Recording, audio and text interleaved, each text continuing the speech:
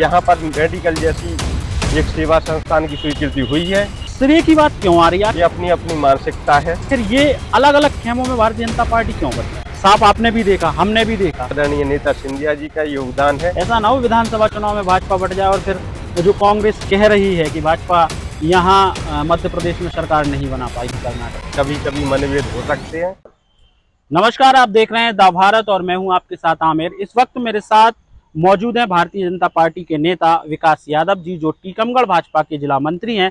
दरअसल ये आज मेरे साथ क्यों मौजूद हैं, ये सबसे बड़ा सवाल लोगों का है। वो इसलिए मौजूद हैं क्योंकि टीकमगढ़ में जो मध्य प्रदेश की कैबिनेट ने मेडिकल कॉलेज की स्वीकृति दी है, उसको लेकर भाजपा में घमासान मच गया है। उसमें हर नेता ये चाह रहा है और श्रेय भी ले रहा है। कहीं हरिशंकर खटीक का नाम आता है, तो कहीं विकास यादव का नाम आता है, तो कहीं टीकमगढ़ के विधायक राकेश गिरी का नाम आता है, तो कोई कैबिनेट मंत्री की बात कर रहा है, तो कोई पूर्व विधायक की कह रहा है। सबके जो चाहने वाले लोग हैं, उनके साथ रहने वाले लोग हैं, जो नेताओं के, वो कह रहे हैं उनके नेता की पहल के कारण टीकमगढ़ को मेडिकल कॉलेज की स्वीकृति मिली है। इसी पर चर्चा करने के लिए मेरे साथ मौजूद है विकास जी। आपका स्वागत है सबसे पहले तो। धन्यवाद आमिर जी। विकास जी, पहला सवाल यही कि जो भारतीय जनता पार्टी में घमासान सा मच गया है, कोई नेता कह रहा है मेरा श्रेय है, कोई कह रहा मेरा श्रेय है, कोई कह रहा मेरा श्रेय, और आपका भी नाम सामने आया है कि विकास यादव भी कह रहे हैं मैंने मेडिकल कॉलेज के लिए लड़ाई की और मेडिकल कॉलेज की जो स्वीकृति है मिली है। नहीं, श्रेय लेने की जंग जैसी कोई बात नहीं है। भारतीय जनता पार्टी पूरी तरीके से एक है। अमूमन क्या है कि मेडिकल कॉलेज की मांग टीकमगढ़ में तकरीबन 40 साल से चली आ रही है। लेकिन जब कोरोना महामारी आई तो देखा गया कि काफी लोगों ने अच्छी स्वास्थ्य सेवाएं न होने की वजह से टीकमगढ़ में अपने प्राण गंवाए। तब से मेडिकल कॉलेज की मांग तेज हुई।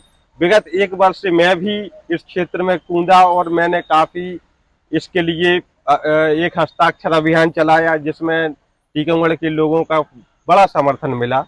10,000 लोगों ने हस्ताक्षर किए। जब बगाज माता प्रवास पर आए प्रदेश के यशस्वी मुख्यमंत्री, तो उनको 10,000 लोगों का हस्ताक्षर ज्ञापन दिया गया। उन्होंने आश्वस्त किया कि टीकमगढ़ के लिए हम मेडिकल कॉलेज को जल्द स्वीकृत करेंगे। इसी दौरान हम लोगों ने हार नहीं मानी। दिल्ली पहुंचकर केंद्रीय नागरिक उड्डयन मंत्री आदरणीय ज्योतिरादित्य सिंधिया को मैंने आवेदन दिया, क्योंकि मैं आदरणीय सिंधिया जी का समर्थक हूँ। कांग्रेस के समय से आप उनसे जुड़े हैं? मैं पिछले 15-20 साल से आदरणीय सिंधिया जी के साथ जुड़ा हूँ। मैंने उन्हें बताई समस्या कि टीकमगढ़ के लोगों को मेडिकल कॉलेज की जरूरत है। उन्होंने इस मामले को गंभीरता से लिया और मध्य प्रदेश शासन के चिकित्सा शिक्षा मंत्री को पत्र भी लिखा।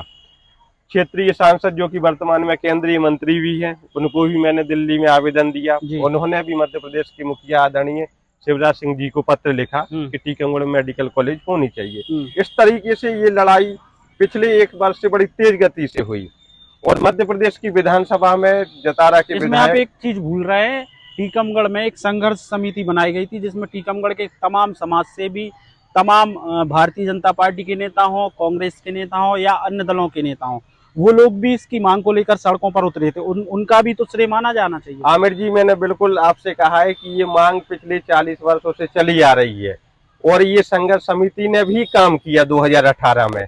लेकिन पिछले एक वर्ष से जिस तरीके से जो घटनाक्रम हुआ, एकदम से कोरोना का महामारी के बाद जिस तरीके से स्पीड पकड़ा मेडिकल कॉलेज की मांग ने, और आदरणीय हरिशंकर खटीक जी ने भी मध्य प्रदेश की विधानसभा में इस मुद्दे को पुरजोर तरीके से उठाया। इन सब का परिणाम हुआ कि बुधवार की कैबिनेट में आदरणीय शिवराज सिंह जी की अध्यक्षता में जो कैबिनेट की बैठक हुई, उसमें मध्य प्रदेश के 6 जिलों में जो मेडिकल कॉलेज स्वीकृत हुए हैं, उसमें टीकमगढ़ का मेडिकल कॉलेज भी स्वीकृत हुआ है। अच्छा, ये आप कह रहे हैं मेडिकल कॉलेज की स्वीकृति मिल गई है, अभी बनानी अभी तो शुरुआत हुई है, स्वीकृति मिली है। इसमें ऐसा क्यों हो रहा है? आप भारतीय जनता पार्टी से जुड़े हैं, इसलिए मैं आपसे सवाल कर रहा हूँ कि टीकमगढ़ विधायक राकेश गिरी का कहना है कि उनकी पहल है, उन्होंने फ्लेक्स लगवा दिए। जतारा विधायक हरिशंकर खटीक जी का कहना है कि उनके कारण स्वीकृति मिली। पूर्व विधायक के श्रीवास्तव ने एक पत्र अपना जारी किया है, जिसमें उन्होंने जेपी नड्डा जी को एक पत्र लिखा था। उनका कहना है हमारी वजह से स्वीकृति हुई। और आप भी यही कह रहे हैं कि एक साल से जो अभियान था, जो चल रहा था, लोग मांग कर रहे थे मेडिकल कॉलेज को टीकमगढ़ में खोला जाए उसकी रफ्तार जो है वो बढ़ाई गई। श्रेय की बात क्यों आ रही है? आखिर ये अलग अलग खेमों में भारतीय जनता पार्टी क्यों बटी? मेडिकल कॉलेज निश्चित तौर पर एक बड़ा से सेवा संस्थान है स्वास्थ्य के क्षेत्र में। यह एक लंबी प्रक्रिया है, कोई एक दिन में बड़े काम नहीं हो जाते। हर कई लोगों ने इसमें अपनी आहुति दी है, सहयोग किया है।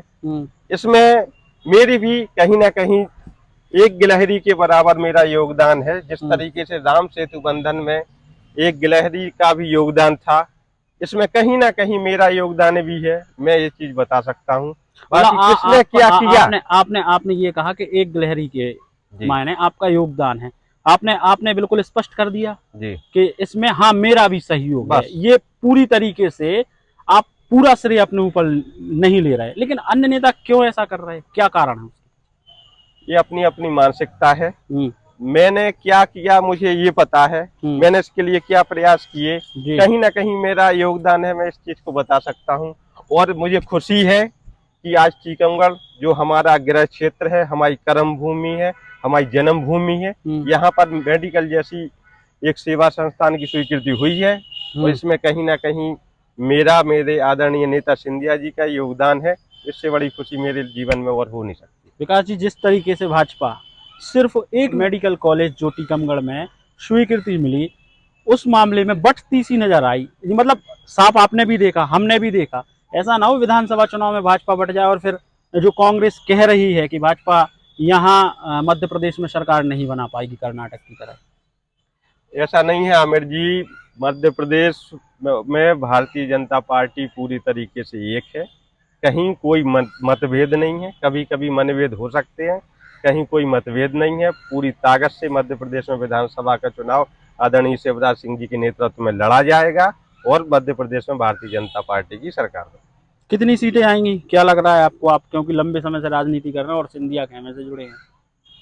मध्य प्रदेश में इस बार आराम कम से कम 200 सीटें आएंगी। 200 पार जी हो जाएगा जी। एक कांग्रेस तो ये कह रही है कि तमाम सर्वे आ रहा है, उसमें नहीं लग रहा उनको कि मध्य प्रदेश में आपकी सरकार बनी। वो सर्वे के अनुरूप तो ये बता रहे हैं कि जो उनकी सरकार जो है 150 सीटों के साथ बन रही है। कांग्रेस एक डूबता जहाज है, बिना दूल्हे की बारात है, उसमें सब दूल्हे हैं। यही कारण है कि अभी मध्य प्रदेश में जब चुनाव होंगे तो 50 सीट पर सिमट जाएंगे। कैसे बिना दूल्हे की बारात कैसी? ये थोड़ा मैं समझ नहीं पाया। कांग्रेस पार्टी के पास कोई लीडर ही नहीं है जिसके नेतृत्व में, जिसको वो मुख्यमंत्री घोषित करके बताएं कि ये हमारे मुख्यमंत्री होंगे। कमलनाथ का नाम तो चल रहा है, कमलनाथ के चेहरे पे वो चुनाव लड़ रहे हैं। कमलनाथ जी अपने आप को मुख्यमंत्री बताते हैं, दिग्विजय सिंह जी अपने आप को बताते हैं। ऐसे कई चेहरे कांग्रेस में है जो कहीं ना कहीं मुख्यमंत्री के दावेदार हैं, लेकिन जैसा ही समय आता है चुनाव का, सब आपस में लड़ जाते हैं। ये कंडीशन मध्य प्रदेश में देख लो, राजस्थान में देख लो, सारी जगह आपसी लड़ाई मची हुई है। आपने कहा कि वहाँ दूल्हा फिक्स नहीं है कि किसकी सरकार मतलब सरकार बनेगी तो कौन दूल्हा होगा, कौन सीएम होगा। ऐसे ही कांग्रेस कह रही है कि भारतीय जनता पार्टी में शिवराज जी, वीडी शर्मा, कैलाश विजयवर्गीय, नरेंद्र सिंह तोमर या फिर ज्योतिरादित्य सिंधिया। देखो आमिर जी, बड़ा अंतर है कांग्रेस और भाजपा में। भारतीय जनता पार्टी एक कैडर बेस्ड पार्टी है। इसमें जो संगठन का निर्णय होता है वो सर्वमान्य होता है। आज हमारे नेता आदरणीय शिवराज सिंह जी चौहान है, उनके नेतृत्व में चुनाव होगा और हम जीतेंगे। मध्य प्रदेश में भारतीय जनता पार्टी की सरकार बनेगी। मान के चलो आप सिंधिया खेमे से जुड़े हैं, आपकी इच्छाएं नहीं है कि ज्योतिरादित्य सिंधिया मध्य प्रदेश के मुख्यमंत्री बने? इच्छाएं सबकी होती हैं, मेरी भी इच्छा है कि मैं विधायक बनूं।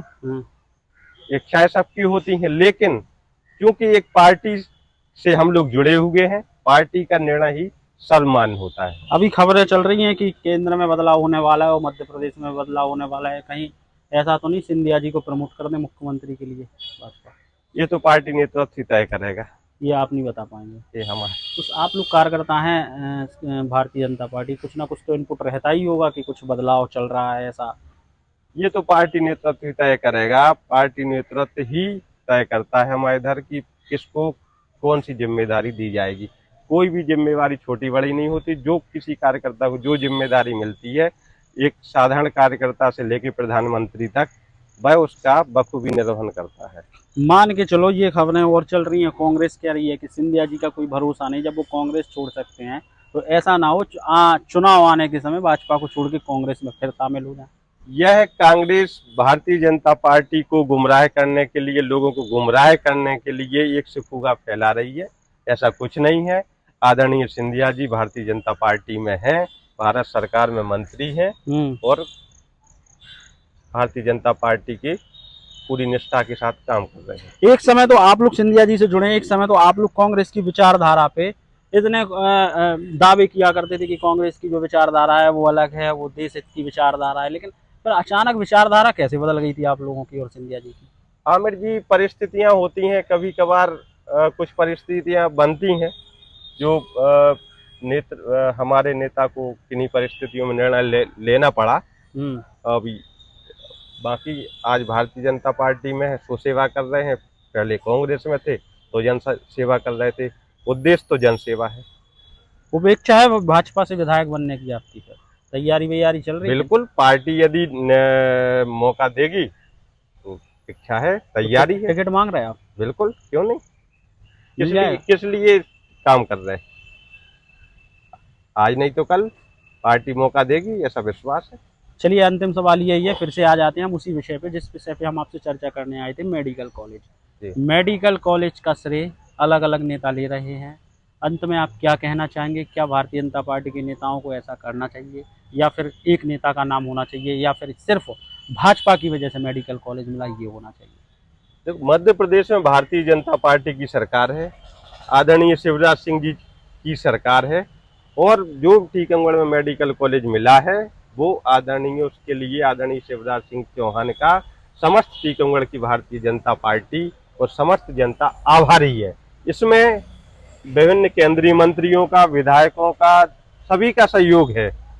सहयोग मांग अलग चीज है, लेकिन स्वीकृति मध्य प्रदेश की भारतीय जनता पार्टी की सरकार ने दी है।